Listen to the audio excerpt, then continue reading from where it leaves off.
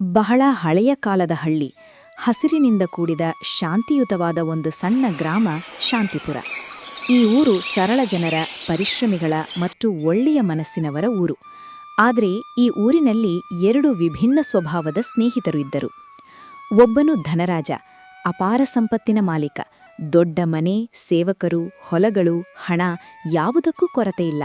ಆದರೆ ಅವನ ಮನಸ್ಸಿನಲ್ಲಿ ದಯೆಯಿಲ್ಲ. ಅವನು ಅಹಂಕಾರಿ, ಕಂಜೂಸ ಮತ್ತು ಸ್ವಾರ್ಥಿ. ಇನ್ನೊಬ್ಬನು ರಾಮು, ಬಡವ. ಅವನ ಮನೆ ಚಿಕ್ಕದು, ಗೋಡೆಗಳು ಒಡೆದವು, ಜೀವನ ಕಷ್ಟಕರ. ಆದರೆ ಅವನ ಹೃದಯ ಬಹಳ ದೊಡ್ಡದು. ಅವನು ಯಾವಾಗಲೂ ದೇವರಿಗೆ ಧನ್ಯವಾದ ಹೇಳುತ್ತಿದ್ದ ಮತ್ತು ತನ್ನ ಬಳಿ ಇರುವುದನ್ನೇ ಇತರರೊಂದಿಗೆ ಹಂಚಿಕೊಳ್ಳುತ್ತಿದ್ದ. ಒಂದು ಬಿಸಿಯಾದ ಮಧ್ಯಾಹ್ನ, ಗ್ರಾಮದ ದಾರಿಯಲ್ಲಿ ನಿಧಾನವಾಗಿ ನಡೆದುಕೊಂಡು ಬರುತ್ತಿದ್ದಳು ಒಬ್ಬ ವೃದ್ಧೆ. ಅವಳ ಕಾಲುಗಳು ನಡುಗುತ್ತಿದ್ದವು, ಮುಖದಲ್ಲಿ ದಣಿವು, ಆದರೆ ಕಣ್ಣುಗಳಲ್ಲಿ ಒಂದು ವಿಚಿತ್ರ ಶಾಂತಿ ಮತ್ತು ಆಶೆಯ ಕಿರಣ. ಅವಳು ಮೊದಲಿಗೆ ಧನರಾಜನ ದೊಡ್ಡ ಮನೆಯನ್ನು ನೋಡಿದಳು. ಇಲ್ಲಿ ಸಹಾಯ ಸಿಗಬಹುದು ಎಂದುಕೊಂಡಳು. ಅವಳು ಬಾಗಿಲು ತಟ್ಟಿದಳು. ಮಗನೇ, ನಾನು ತುಂಬ ದೂರದಿಂದ ನಡೆದುಕೊಂಡು ಬಂದಿದ್ದೇನೆ. ನನ್ನ ದೇಹ ಸಂಪೂರ್ಣ ಶಕ್ತಿಹೀನವಾಗಿದೆ. ಹೊಟ್ಟೆ ಹಸಿವಿನಿಂದ ಉರಿಯುತ್ತಿದೆ. ದಯವಿಟ್ಟು ಒಂದು ರಾತ್ರಿ ಆಶ್ರಯ ಮತ್ತು ಸ್ವಲ್ಪ ಆಹಾರ ಕೊಟ್ರೆ ನನ್ನ ಜೀವ ಉಳಿಯುತ್ತದೆ ಮಗನೇ. ಧನರಾಜ ಹೊರಗೆ ಬಂದು ಅವಳನ್ನು ಮೇಲಿಂದ ಕೆಳಗೆ ನೋಡಿದ. ಓ ಬುದ್ಧಿಯೇ, ನನ್ನ ಮನೆ ನೋಡಿ ನೀನು ಇದನ್ನು ಧರ್ಮಶಾಲೆ ಅಂಟಕೊಂಡೆಯಾ? ನನ್ನ ಮನೆಯಲ್ಲಿಗೆ ಯಾರೂ ಬಂದು ಬೇಡಿಕೆ ಇಡುವುದಿಲ್ಲ. ನಿನ್ನಂಥವರಿಗಾಗಿ ಇಲ್ಲಿ ಜಾಗವಿಲ್ಲ, ಸಮಯವಿಲ್ಲ. ಹೋಗು ಇಲ್ಲಿಂದಲೇ. ವೃದ್ಧೆ ಕಣ್ಣೀರು ಹಾಕುತ್ತಾ ನಿಂತಳು. ಅಲ್ಲಿ ಮುಂದೆ ಕಾಣ್ತಿರುವ ಒಡೆದ ಮನೆಗೆ ಹೋಗು. ಅಲ್ಲಿ ರಾಮು ಎನ್ನುವ ಒಬ್ಬ ಬಡವ ಇರುತ್ತಾನೆ. ಅವನೇ ನಿನ್ನಂತಹವರನ್ನು ಸ್ವಾಗತಿಸುತ್ತಾನೆ. ವೃದ್ಧೆ ನಿಧಾನವಾಗಿ ತಲೆಬಾಗಿದಳು. ಸರಿ ಮಗನೇ, ದೇವರು ನಿನಗೆ ಸದ್ಬುದ್ಧಿ ಕೊಡಲಿ. ಅವಳು ನಿಧಾನವಾಗಿ ರಾಮುವಿನ ಮನೆ ಕಡೆ ನಡೆದುಕೊಂಡು ಹೋದಳು. ರಾಮುವಿನ ಮನೆ ಚಿಕ್ಕದು, ಸರಳ, ಆದರೆ ಆತ್ಮೀಯತೆಯಿಂದ ತುಂಬಿದ ಸ್ಥಳ. ಅವಳು ಬಾಗಿಲು ತಟ್ಟಿದಳು. ರಾಮು ಹೊರಗೆ ಬಂದು ನೋಡಿದ. ಅಯ್ಯೋ ಅಮ್ಮ, ನೀವು ತುಂಬಾ ದಣಿದಂತೆ ಕಾಣುತ್ತೀರಾ. ದಯವಿಟ್ಟು ಒಳಗೆ ಬನ್ನಿ. ಮೊದಲು ಕುಳಿತುಕೊಳ್ಳಿ, ನೀರು ಕುಡಿಯಿರಿ. ನಮ್ಮ ಮನೆ ಚಿಕ್ಕದಾದ್ರೂ ನಿಮ್ಮನ್ನು ಗೌರವದಿಂದ ನೋಡಿಕೊಳ್ಳುವ ಮನಸ್ಸು ನಮ್ಮಲ್ಲಿದೆ. ವೃದ್ಧೆಯ ಕಣ್ಣುಗಳಲ್ಲಿ ಕಣ್ಣೀರಿ ತುಂಬಿತು. ಮಗನೇ, ನಾನೊಂದು ರಾತ್ರಿ ಆಶ್ರಯ ಕೇಳುತ್ತಿದ್ದೇನೆ. ತುಂಬ ದಣಿದಿದ್ದೇನೆ. ಅಮ್ಮ, ಇದು ನಿಮ್ದೇ ಮನೆ. ನೀವು ಯಾವುದೇ ಸಂಕೋಚ ಬೇಡ. ನೀವಿಲ್ಲಿ ಆರಾಮವಾಗಿರಿ. ನಾವು ನಿಮ್ಮನ್ನು ನಮ್ಮ ಕುಟುಂಬದವರಂತೆ ನೋಡ್ಕೊಳ್ತೇವೆ. ರಾಮು ತನ್ನ ಹೆಂಡತಿಗೆ ಎಲ್ಲವನ್ನೂ ಹೇಳಿದ. ಅವಳು ನಮ್ಮ ಅತಿಥಿ. ನಾವು ಅವಳನ್ನು ಚೆನ್ನಾಗಿ ನೋಡ್ಕೊಳ್ಬೇಕು. ನಮ್ಮ ಬಳಿ ಇರುವುದನ್ನೇ ಪ್ರೀತಿಯಿಂದ ಕೊಟ್ರೆ ಸಾಕು. ಸರಿಯಾಯ್ತು ರೀ, ನಿಮ್ಮ ಆಸೆಯಂತೆ ಆಗ್ಲಿ. ಇವಾಗ್ಲೇ ತುಂಬಾ ಸಮಯವಾಗಿದೆ. ಬನ್ನಿ ಊಟ ಮಾಡೋಣ. ಲ್ಯಾಂಟರ್ನ್ ಬೆಳಕಿನಲ್ಲಿ ರಾಮು ತನ್ನ ಪಾಲಿನ ಊಟವನ್ನೇ ವೃದ್ಧೆಗೆ ನೀಡಿದ. ಅಮ್ಮ, ನಮ್ಮಬಳಿ ಸರಳ ಆಹಾರ ಮಾತ್ರ ಇದೆ. ಆದರೆ ನಾವಿದನ್ನ ಪ್ರೀತಿಯಿಂದ ಕೊಡ್ತಿದ್ದೇವೆ. ದಯವಿಟ್ಟು ತಿನ್ನಿ.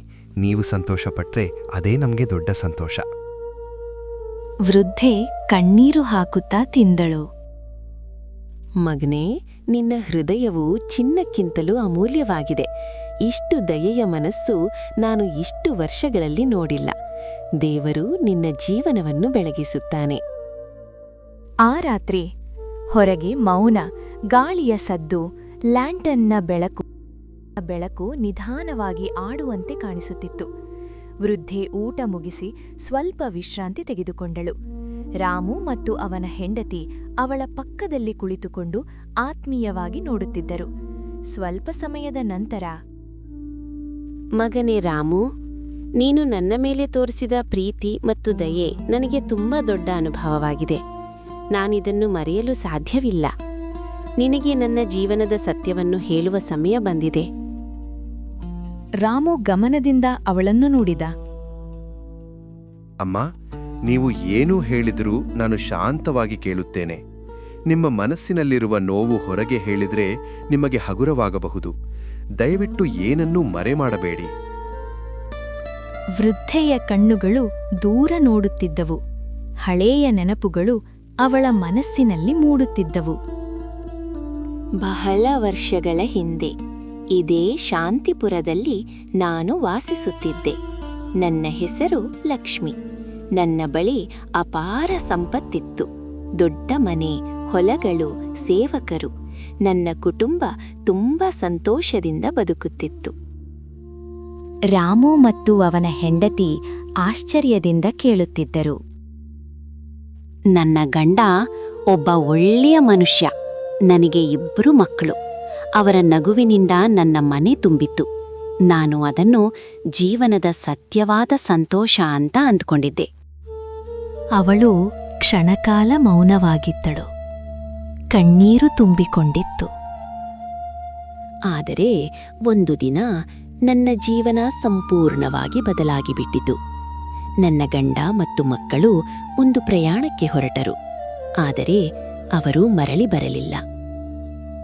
ಅಮ್ಮ, ಏನಾಯ್ತು ಅವ್ರಿಗೆ? ಅವರು ಹೋಗ್ತಿದ್ದ ಬಂಡಿ ಅಪಘಾತಕ್ಕೀಡಾಯಿತು. ನಾನು ಆ ದಿನ ಅವ್ರ ಜೊತೆ ಇರಲಿಲ್ಲ. ಅದಕ್ಕಾಗಿ ನಾನು ಉಳಿದುಬಿಟ್ಟೆ. ಆದರೆ ನನ್ನ ಕುಟುಂಬ ನನ್ನನ್ನು ಬಿಟ್ಟು ಹೋಗ್ಬಿಟ್ಟು. ಆ ಮನೆಯಲ್ಲೊಂದು ಮೌನ ಆವರಿಸಿತು. ಅಮ್ಮ, ನೀವು ಎಷ್ಟು ನೋವನ್ನ ಅನುಭವಿಸಿದ್ದೀರೋ. ದೇವರು ಏಕೆ ಇಂತಹ ಪರೀಕ್ಷೆ ತೆಗೆದುಕೊಳ್ಳುತ್ತಾನೆ? ಆ ದಿನದ ನಂತರ ನಾನು ಬದುಕ್ತಿದ್ರೂ ನನ್ನ ಮನಸ್ಸು ಸತ್ತಂತ ಆಗಿತ್ತು. ನನ್ನ ಮನೆ ಖಾಲಿಯಾಗಿತ್ತು. ನನ್ನ ಹೃದಯವೂ ಖಾಲಿಯಾಗಿತ್ತು. ನಾನು ಆ ಸಂಪತ್ತಿನ ಅರ್ಥವನ್ನೇ ಕಳ್ಕೊಂಡೆ. ಅದನ್ನು ನೋಡಿದಾಗ ನನಗೆ ನನ್ನ ಕುಟುಂಬ ನೆನಪಾಗ್ತಿತ್ತು. ಆದ್ದರಿಂದ ನಾನು ಒಂದು ನಿರ್ಧಾರ ತೆಗೆದುಕೊಂಡೆ. ಯಾವ ನಿರ್ಧಾರ ಅಮ್ಮ? ನನ್ನ ಎಲ್ಲಾ ಸಂಪತ್ತನ್ನು ನಾನು ಕಾಡಿನಲ್ಲಿ ಒಂದು ಗುಪ್ತ ಸ್ಥಳದಲ್ಲಿ ಮರೆಮಾಡಿದ್ದೆ. ಅದು ನನ್ನ ಜೀವನದ ಸಂಪಾದನೆ ಮಾತ್ರವಲ್ಲ, ನನ್ನ ಕುಟುಂಬದ ನೆನಪುಗಳು ಆಗಿತ್ತು. ರಾಮು ಗಂಭೀರವಾಗಿ ಕೇಳುತ್ತಿದ್ದ.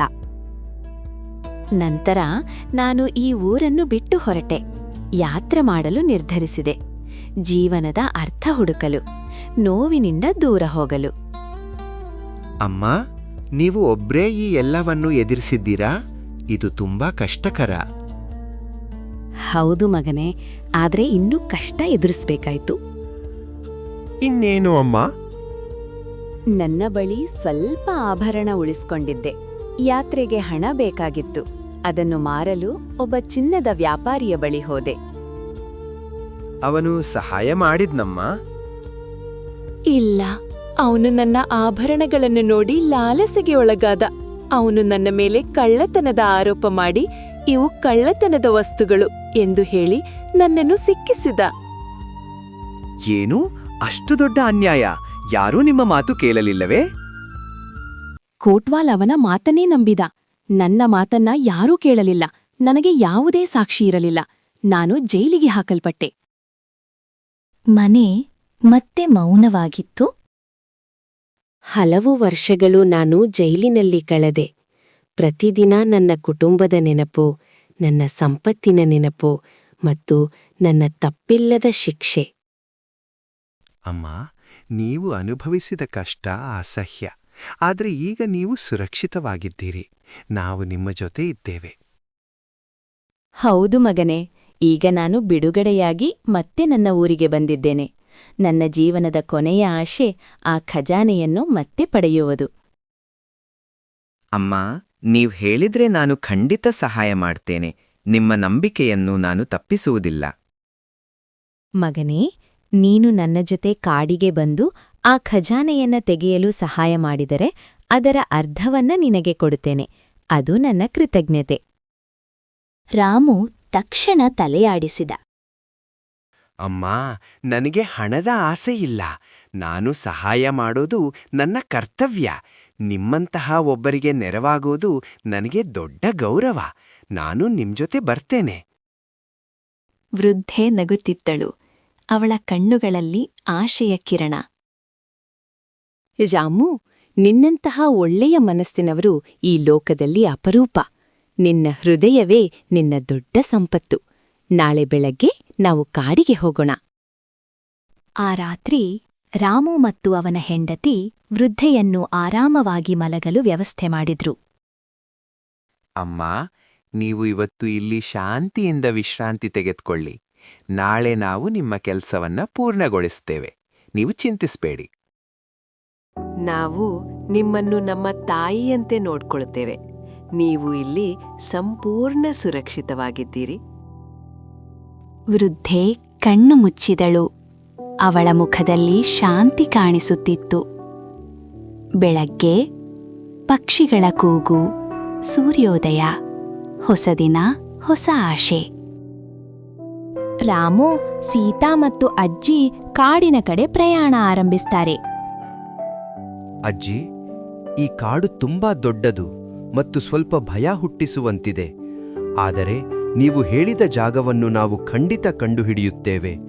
ನೀವು ನಿಧಾನವಾಗಿ ನಡೆದುಕೊಳ್ಳಿ, ನಾವು ನಿಮ್ಮ ಜೊತೆ ಇದ್ದೇವೆ. ರಾಮು, ಈ ದಾರಿ ನನಗೆ ಬಹಳ ಪರಿಚಿತ. ನಾನು ಹಲವು ವರ್ಷಗಳ ಹಿಂದೆ ಇಲ್ಲಿ ನನ್ನ ಸಂಪತ್ತನ್ನು ಮರೆಮಾಡಿದ್ದೆ. ಪ್ರತಿಯೊಂದು ಮರ, ಪ್ರತಿಯೊಂದು ದಾರಿ ನನ್ನ ನೆನಪಿನಲ್ಲಿ ಇನ್ನೂ ಜೀವಂತವಾಗಿದೆ. ರಾಮು, ನಾವು ತುಂಬಾ ಜಾಗೃತೆಯಿಂದ ಇರಬೇಕು. ಈ ಕಾಡಿನಲ್ಲಿ ಯಾರಾದರೂ ನಮ್ಮನ್ನು ಗಮನಿಸುತ್ತಿದ್ದಾರೋ ಎಂಬ ಅನುಮಾನ ಬರುತ್ತಿದೆ. ಅಜ್ಜಿ ಹೇಳಿದ ಖಜಾನೆಯ ವಿಷಯ ಯಾರಿಗಾದರೂ ಗೊತ್ತಾದರೆ ಅಪಾಯವಾಗಬಹುದು. ಅವರು ಮುಂದೆ ಸಾಗುತ್ತಾರೆ. ಒಂದು ದೊಡ್ಡ ಹಳೆಯ ಆಲದ ಮರ ಕಾಣಿಸುತ್ತದೆ. ರಾಮು, ನೋಡಿ, ಇದೇ ಆ ಆಲದ ಮರ. ನಾನು ನನ್ನ ಸಂಪತ್ತನ್ನು ಮರೆಮಾಡಿದ ಸ್ಥಳ. ಹಲವು ವರ್ಷಗಳ ನಂತರ ಮತ್ತೆ ಈ ಜಾಗವನ್ನು ನೋಡ್ತಿದ್ದೇನೆ. ನನ್ನ ಹೃದಯ ತುಂಬಾ ಭಾವುಕರಾಗಿದೆ. ಅಜ್ಜಿ, ನೀವು ಚಿಂತಿಸಬೇಡಿ. ಈಗಲೇ ನಾನು ಇಲ್ಲಿ ಮಣ್ಣು ತೋಡುತ್ತೇನೆ. ಎಷ್ಟು ಆಳವಾದರೂ ನಾನು ತೋಡುತ್ತೇನೆ. ನಿಮ್ಮ ಸಂಪತ್ತನ್ನು ನಾವು ಖಂಡಿತವಾಗಿ ಮತ್ತೆ ಪಡೆಯುತ್ತೇವೆ. ರಾಮು ಮಣ್ಣು ತೋಡಲು ಆರಂಭಿಸುತ್ತಾನೆ. ಸ್ವಲ್ಪ ಸಮಯದ ನಂತರ ಅಜ್ಜಿ, ಇಲ್ಲೊಂದು ದೊಡ್ಡ ಪೆಟ್ಟಿಗೆ ಕಾಣುತ್ತಿದೆ. ಇದು ತುಂಬಾ ಭಾರವಾಗಿದೆ ಎಂದು ಅನಿಸುತ್ತಿದೆ. ಬಹುಶಃ ಇದಲ್ಲೇ ನಿಮ್ಮ ಸಂಪೂರ್ಣ ಖಜಾನೆ ಇರಬಹುದು. ನಾವು ಅದನ್ನು ಹೊರತೆಗೆದು ನೋಡೋಣ. ಪೆಟ್ಟಿಗೆಯನ್ನು ತೆರೆಯುತ್ತಾರೆ. ಅದರೊಳಗೆ ಚಿನ್ನ, ಆಭರಣಗಳು ಹೊಳೆಯುತ್ತವೆ.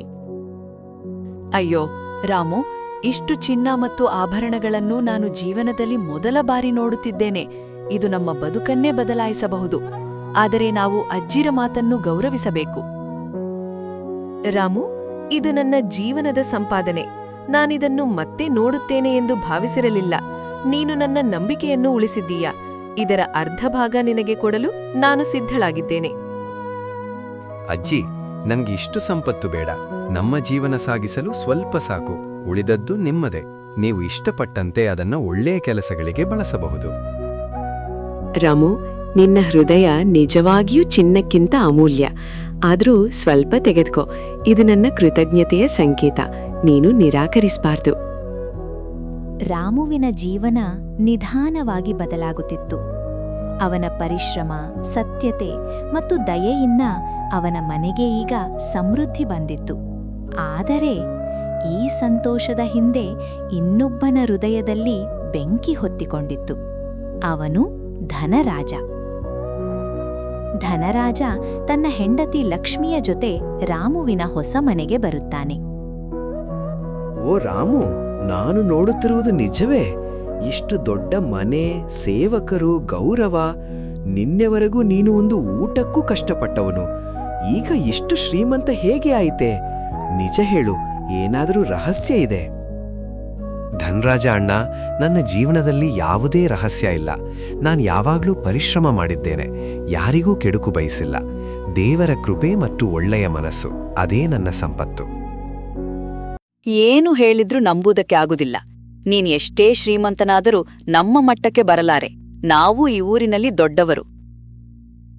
ಹೌದು, ಮತ್ತು ನಮ್ಮ ಬಳಿ ಇನ್ನೂ ಖಜಾನೆ ಇದೆ. ಅದನ್ನು ತೆಗೆದರೆ ನಾವು ನಿನ್ನಿಗಿಂತ 1000 ಪಟ್ಟು ಶ್ರೀಮಂತರಾಗ್ತೀವಿ.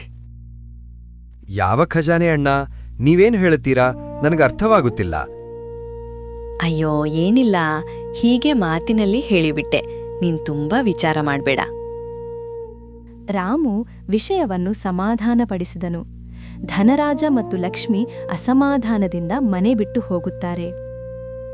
ಲಕ್ಷ್ಮಿ, ನಿನಗೆ ಗೊತ್ತಾ, ರಾಮು ಕಾಡಿನಿಂದ ಖಜಾನೆ ತೆಗೆದುಕೊಂಡಿದ್ದಾನೆ. ಇನ್ನೂ ಖಜಾನೆ ಇದೆ ಅಂತ ನೀನೇ ಹೇಳಿದೆಯಲ್ಲ, ನಾವದನ್ನ ಹುಡುಕ್ಬೇಕು. ಹೌದು, ಇಲ್ಲದಿದ್ರೆ ರಾಮು ನಮ್ಮಿಗಿಂತ ಮುಂದೆ ಹೋಗುತ್ತಾನೆ. ನಾವು ಇದನ್ನು ಒಪ್ಪಿಕೊಳ್ಳಲಾರೆವು. ಧನರಾಜನ ಮನಸ್ಸಿನಲ್ಲಿ ಈಗ ಲಾಲಸೆ ಬೆಳೆದಿತ್ತು. ಅವನ ಕಣ್ಣುಗಳಲ್ಲಿ ಅಸೂಯೆ ಕಾಣಿಸುತ್ತಿತ್ತು. ರಾಮು ಖಜಾನೆಯ ಸ್ವಲ್ಪ ಭಾಗದಿಂದ ಅವನು ಅದನ್ನು ಬಳಸಿಕೊಂಡು ಸ್ವಲ್ಪ ಶ್ರೀಮಂತನಾಗುತ್ತಾನೆ, ಮನೆಯನ್ನು ಖರೀದಿಸುತ್ತಾನೆ. ಹೀಗೆ ಸಂತೋಷದಿಂದ ರಾಮು ಜೀವನ ಸಾಗಿಸುತ್ತಿರುತ್ತಾನೆ. ಎಲ್ಲವನ್ನೂ ಸಹಿಸಲಾಗದೆ ಧನರಾಜ ಮನಸ್ಸಿನಲ್ಲಿ ಕೆಂಡ ಕಾರುತ್ತಿರುತ್ತಾನೆ. ಒಂದು ದಿನ ಹೋಟೆಲ್ ಪಕ್ಕದಲ್ಲಿ ಟೀ ಕುಡಿಯುತ್ತಾ ಧನರಾಜ್ ನಿಂತಿರುತ್ತಾನೆ. ಅಷ್ಟರಲ್ಲಿ ಸ್ವಲ್ಪ ದಿನಗಳ ನಂತರ ಆ ಅಜ್ಜಿಯು ಮತ್ತೆ ಊರಿಗೆ ಬರುತ್ತಿರುತ್ತಾಳೆ. ಆ ಅಜ್ಜಿಯು ರಾಮುವಿನ ಮನೆಯ ಕಡೆ ಹೋಗುವುದನ್ನು ಗಮನಿಸುತ್ತಿದ್ದ ಇದನ್ನು ಗಮನಿಸಿದ ಧನರಾಜ್ ಅಜ್ಜಿಯನ್ನು ಹಿಂಬಾಲಿಸುತ್ತಾನೆ. ಆ ಅಜ್ಜಿ ನೇರವಾಗಿ ರಾಮುವಿನ ಮನೆಗೆ ಹೋಗುತ್ತಾಳೆ. ಅವರು ಮಾತನಾಡುವುದನ್ನು ಬಾಗಿಲ ಬಳಿ ನಿಂತು ಎಲ್ಲವನ್ನೂ ಆಲಿಸುತ್ತಿರುತ್ತಾನೆ. ಅಮ್ಮ, ನೀವು ಮತ್ತೆ ಬಂದಿದ್ದೀರಾ? ನಿಮ್ಮ ಆಶೀರ್ವಾದದಿಂದ ನನ್ನ ಮನೆ ಈಗ ಚೆನ್ನಾಗಿದೆ. ದಯವಿಟ್ಟು ಒಳಗೆ ಬನ್ನಿ, ನಾವು ನಿಮ್ಮನ್ನು ಆತ್ಮೀಯವಾಗಿ ಸ್ವಾಗತಿಸುತ್ತೇವೆ. ಮಗನೇ, ನಾನು ಹೆಚ್ಚು ಸಮಯ ಇರಲ್ಲ. ಒಂದು ಮುಖ್ಯ ವಿಷಯ ಹೇಳಲು ಬಂದಿದ್ದೇನೆ. ಹೇಳು ಅಮ್ಮ, ಏನು ಮುಖ್ಯ ವಿಷಯ? ಮಗನೇ, ನಾನು ಬಹುಶಃ ಈ ಊರಿಗೆ ಮತ್ತೆ ಬರ್ಲಾರೇನೋ. ಕಾಡಿನಲ್ಲಿ ಇನ್ನೊಂದು ಖಜಾನೆ ಇದೆ. ನಾನಿಲ್ಲದಿದ್ದಾಗ ಅದನ್ನ ತೆಗೆದು ಸುರಕ್ಷಿತವಾಗಿ ಇಟ್ಟುಕೋ. ಅಮ್ಮ, ನೀವ್ ಚಿಂತಿಸ್ಬೇಡಿ. ನಿಮ್ಮ ಖಜಾನೆಯನ್ನ ನಾನು ನನ್ನದಂತೆ ಕಾಪಾಡುತ್ತೇನೆ. ನೀವು ಹೇಳಿದಂತೆ ಅದನ್ನ ಸುರಕ್ಷಿತವಾಗಿ ಇಟ್ಕೊಳ್ತೇನೆ. ಅಜ್ಜಿಯು ಈ ವಿಷಯವನ್ನು ಹೇಳಿ ಹೊರಡಲು ಸಿದ್ಧವಾಗುತ್ತಾಳೆ. ಅಜ್ಜಿಯು ಅಲ್ಲಿಂದ ಹೋಗುತ್ತಾಳೆ. ಇದೆಲ್ಲವನ್ನೂ ಬಾಗಿಲ ಬಳಿ ನಿಂತು ಕೇಳುತ್ತಿದ್ದ ಧನರಾಜ್ ಮನೆಗೆ ಹೊರಟು ಹೋಗುತ್ತಾನೆ. ಧನರಾಜ್ ತನ್ನ ಹೆಂಡತಿಯ ಬಳಿ, ಹಾ ಲಕ್ಷ್ಮಿ, ಆ ರಾಮುವಿನ ಸತ್ಯ ಈಗ ಬಯಲಾಯಿತು. ನಾನು ಅವನ ರಹಸ್ಯದ ಬಗ್ಗೆ ತಿಳಿದುಕೊಂಡು ಬಂದಿದ್ದೇನೆ. ಆ ಪಕ್ಕದ ಕಾಡಿನಲ್ಲಿ ಒಂದು ಖಜಾನೆ ಇದೆಯಂತೆ. ಅವನಿಗೆ ಒಂದು ಅಜ್ಜಿ ಹೇಳುತ್ತಿರುವುದನ್ನು ನಾನು ಕೇಳಿದೆ. ನಾಳೆ ಬೆಳಿಗ್ಗೆ ಹೋಗಿ ನಾನು ಆ ಖಜಾನೆಯನ್ನು ತೆಗೆದುಕೊಂಡು ಬರ್ತೇನೆ. ಓ ಹೌದಾ, ಅವರಿಗೆ ಪಾಠ ಕಲಿಸೋಣ. ಅದನ್ನ ನಾವು ಬಳಸ್ಕೊಂಡು ಇನ್ನೂ ಶ್ರೀಮಂತರಾಗೋಣ. ಇತ್ತ ರಾಮು ಕತ್ತಲೆಯನ್ನು ಗಮನಿಸದೆ ಕಾಡಿಗೆ ಹೊರಡುತ್ತಾನೆ. ಖಜಾನೆ ಹುಡುಕಲು ಪ್ರಾರಂಭಿಸಿ ಅದು ದೊಡ್ಡ ಮರದ ಕೆಳಗೆ ಇರುವುದನ್ನು ಗಮನಿಸಿ ಅಲ್ಲಿ ನೆಲವನ್ನು ಅಗೆದು ಖಜಾನೆಯನ್ನು ಹೊರತೆಗೆಯುತ್ತಾನೆ. ಆ ಖಜಾನೆಯನ್ನು ತೆಗೆದುಕೊಂಡು ರಾಮು ಮನೆಗೆ ಬರುತ್ತಾನೆ. ಇದು ಈಗ ಅಮ್ಮನಿಗೆ ಮರಳುವ ತನಕ ಸುರಕ್ಷಿತವಾಗಿರಬೇಕು. ಯಾರಿಗೂ ಇದರ ಬಗ್ಗೆ ಗೊತ್ತಾಗಬಾರ್ದು. ರಾಮು ಮನೆಗೆ ಬಂದು ಖಜಾನೆಯನ್ನು ಅಡಗಿಸುತ್ತಾನೆ. ನೀವು ಚಿಂತಿಸಬೇಡಿ, ನಾನು ಯಾರಿಗೂ ಏನೂ ಹೇಳೋದಿಲ್ಲ. ನೀವು ಹೇಳಿದಂತೆ ನಡೆಕೊಳ್ಳುತ್ತೇನೆ. ರಾಮುವಿನ ಮನಸ್ಸು ಶುದ್ಧ, ಅವನ ಉದ್ದೇಶ ಸತ್ಯ. ಆದ್ರೆ ಧನರಾಜ್ ಇನ್ನೂ ಲಾಲಸೆಯಲ್ಲಿ ಸುಡುತ್ತಿದ್ದನು. ಮರುದಿನ ಮುಂಜಾನೆ ಧನರಾಜ್ ಕಾಡಿಗೆ ಹೋಗುತ್ತಾನೆ. ಅಲ್ಲಿ ಎಲ್ಲಾ ಕಡೆ ಹುಡುಕಾಡಲು ಪ್ರಾರಂಭಿಸುತ್ತಾನೆ. ಆದ್ರೆ ಅಲ್ಲಿ ಎಲ್ಲಿಯೂ ಖಜಾನೆ ಸಿಗುವುದಿಲ್ಲ. ಏನಿದು, ಖಜಾನೆ ಇಲ್ವೇ?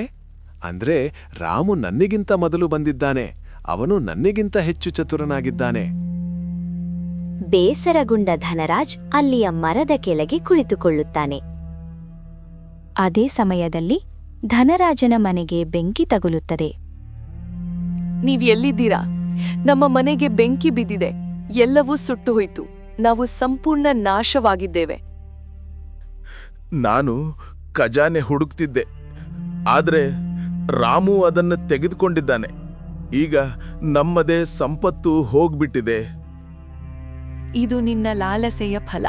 ನೀನು ಅಸೂಯೆ ಮಾಡದೇ ಇದ್ರೆ ನಾವು ಇಂತಹ ಪರಿಸ್ಥಿತಿಗೆ ಬಾರದಿದ್ದೆವು. ಹೌದು, ನಾನ್ ತಪ್ಪು ಮಾಡಿದೆ. ನಾನ್ ರಾಮುವಿನ ಮೇಲೆ ಅಸೂಯೆ ಮಾಡಬಾರಿತ್ತು. ಈಗೆಲ್ಲವೂ ಕಳೆದುಕೊಂಡಿದ್ದೇನೆ. ಲಾಲಸೆ ಮತ್ತು ಅಸೂಯೆ ಧನರಾಜನನ್ನು ಕಂಗಾಲನ್ನಾಗಿ ಮಾಡಿತು. ಕೆಲ ದಿನಗಳ ನಂತರ ವೃದ್ಧೆ ಮತ್ತೆ ಗ್ರಾಮಕ್ಕೆ ಬರುತ್ತಾಳೆ. ಮಗನೇ ರಾಮು, ಹೇಗಿದ್ಯಾಪ? ನಿಮ್ಮ ದಯದಿಂದ ನಾನು ಚೆನ್ನಾಗಿದ್ದೇನೆ ಅಮ್ಮ. ನೀವು ಹೇಗಿದ್ದೀರಾ? ಅಮ್ಮ ನೋಡಿ, ನಿಮ್ಮ ಖಜಾನೆಯನ್ನು ನಾನು ಸುರಕ್ಷಿತವಾಗಿ ಕಾಪಾಡಿಕೊಂಡಿದ್ದೇನೆ. ಯಾರೂ ಅದನ್ನು ತೆಗೆದುಕೊಳ್ಳಲು ಸಾಧ್ಯವಾಗಲಿಲ್ಲ. ಮಗನೇ ರಾಮು, ನೀನು ನನ್ನ ನಂಬಿಕೆಯನ್ನು ಉಳಿಸಿದ್ದೀಯಾ? ಈಗ ಈ ಖಜಾನೆ ನಿನ್ನದು. ನಾನಿದನ್ನು ಬಳಸಲು ಸಾಧ್ಯವಿಲ್ಲ. ನಾನು ನಿನ್ನನ್ನು ನೋಡಲು ಬಂದೆ ರಾಮು. ನಾನೀಗ ಹೊರಡುತ್ತೇನೆ. ಅಮ್ಮ, ನೀವು ಎಲ್ಲಿಗೂ ಹೋಗ್ಬೇಡಿ, ನಮ್ ಜೊತೆ ಇರಿ. ನೀವು ನಮಗೆ ತಾಯಿಯಂತೆ. ನಿಮ್ಮ ಆಶೀರ್ವಾದವೇ ನಮ್ಮ ದೊಡ್ಡ ಸಂಪತ್ತು. ಮಗನೇ, ನೀನು ನನಗೆ ನನ್ನ ಕುಟುಂಬದವರು ಕೊಡದ ಪ್ರೀತಿಯನ್ನು ಕೊಟ್ಟಿದ್ದೀಯ. ನಾನು ನಿಮ್ ಜೊತೆ ಇರ್ತೇನೆ. ಅಮ್ಮ, ಈ ಮನೆ ನಿಮ್ದೂ ಕೂಡ. ನೀವಿಲ್ಲದೆ ಇದು ಸಂಪೂರ್ಣವಾಗುವುದಿಲ್ಲ. ಆ ದಿನದಿಂದ ಅವರು ಒಟ್ಟಿಗೆ ಕುಟುಂಬವಾಗಿ ಬದುಕಿದರು. ರಾಮು ಖಜಾನೆಯನ್ನ ಬಡವರಿಗೆ ಹಂಚಿದನು. ಹಸಿದವರಿಗೆ ಅನ್ನ, ಅಸಹಾಯಕರಿಗೆ ಸಹಾಯ. ಗ್ರಾಮಸ್ಥರು, ರಾಮು ಅಣ್ಣ, ನೀನು ನಮ್ಮ ಊರಿನ ಹೆಮ್ಮೆ. ನಿನ್ನ ದಯೆ ಎಲ್ಲರಿಗೂ ಮಾದರಿ. ರಾಮು, ಅವನ ಹೆಂಡತಿ ಮತ್ತು ವೃದ್ಧೆ ಒಟ್ಟಿಗೆ ಸಂತೋಷದ ಜೀವನ ನಡೆಸಿದ್ರು. ಅವರ ಕಥೆ ಸತ್ಯತೆ ಮತ್ತು ದಯೆಯ ಮಾದರಿಯಾಯಿತು. ಲಾಲಸೆ ನಾಶಕ್ಕೆ ದಾರಿ, ದಯೆ ಮತ್ತು ಸತ್ಯತೆ ನಿಜವಾದ ಸಂಪತ್ತು.